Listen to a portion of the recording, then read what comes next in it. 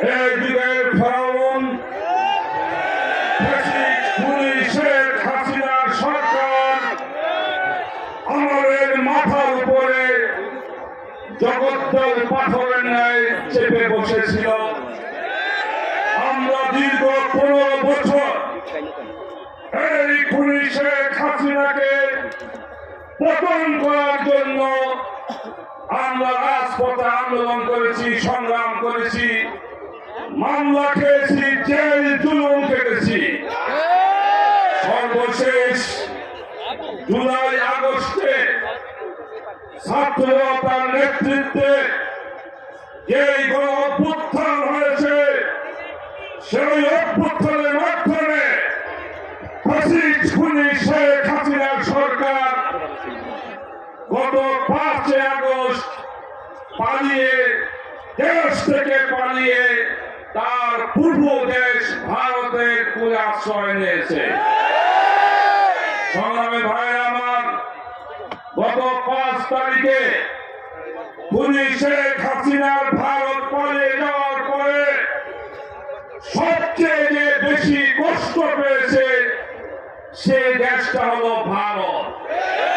কারণ এই দীর্ঘ 15 বছর আওয়ামী লীগ এবং ভারত মিলে আমার দেশের সম্পদ সব লুটপাট করে নিয়েছে। আওয়ামী লীগের সাহায্যে ভারত আমার শিক্ষানীতি, সংস্কৃতি, রাজনীতি সহ সর্ব জায়গায় তারা দখল করে নিয়েছিল।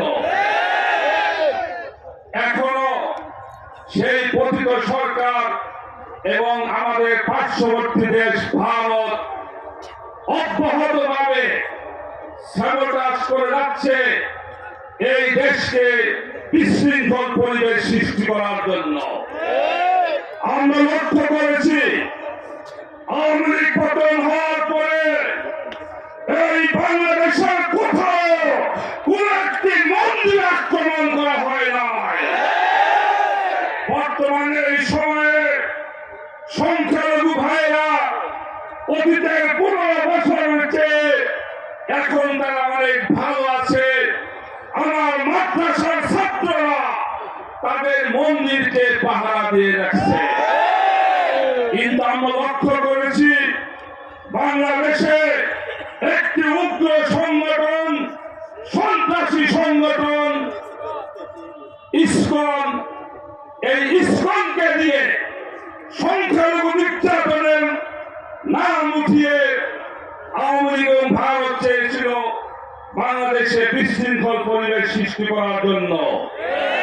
সেটা তারা পারে নাই। এমনকি তারা সেই চট্টগ্রামে আমার ভাই অ্যাডভোকেট সাইফুল ইসলাম আলিফকে তারা দিন দুপুরে জবাই করে হত্যা করেছে। আমরা সহ্য করেছি, আমরা সহ্য করেছি, আমরা এক শান্তিপূর্ণ প্রতিবাদ করেছি। সংগ্রামী ভাইরা আমার, আজকে এই বাংলাদেশে আপনারা সতর্ক থাকবেন।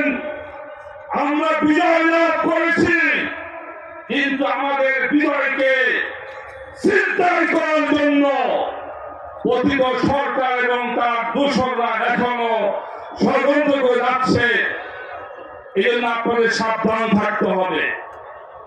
আমি বর্তমান সরকারকে বলি, আজকে আমাদের চালের দাম সহ নিত্য প্রয়োজনীয় দ্রব্য মূল্য অনেক অনেক বেশি।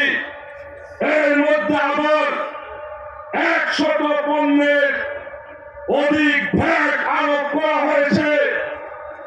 সরকারকে বলবো, সংস্কার করবেন, করা দরকার আছে।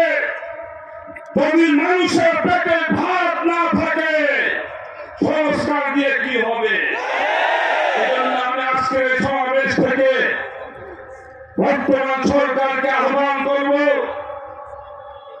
চালের দাম সহ নিত্য পণ্যের দাম কমাতে হবে এবং যে 100 পণ্যের মধ্যে নতুন করে ভ্যাট আরোপ করা হয়েছে এই ভ্যাটকে প্রত্যাহার করতে হবে। আমরা সরকারকে বলবো, আমরা আমরা আপনাদের সাথে আছি, আমরা আপনাদের সাথে আছি।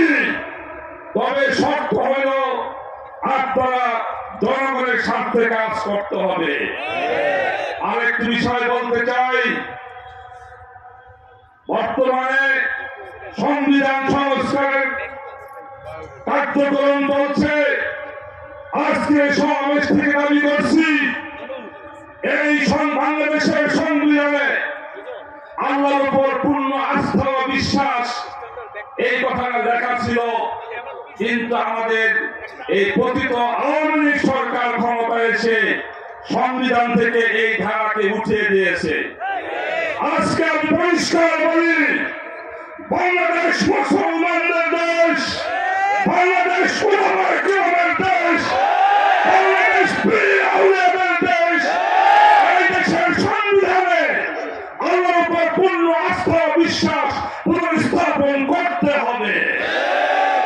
সর্বশেষ কথা হলো, আমরা বাংলাদেশ খেলাফত মজলিস মাওলানা মামুনুল হকের নেতৃত্বে সারা বাংলাদেশে আমরা কাজ করতেছি।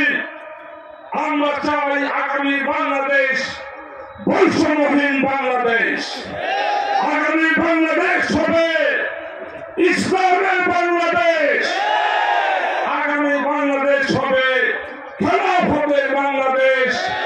তাই আমি আপনাদের সবাইকে আহ্বান করব, এই পটুয়াখালী জেলা শাখায় প্রতিটি উপজেলায় ইউনিয়নে ওয়ার্ডে এই সংগঠনের কাজকে বেগবান করতে হবে এবং ছড়িয়ে দিতে হবে।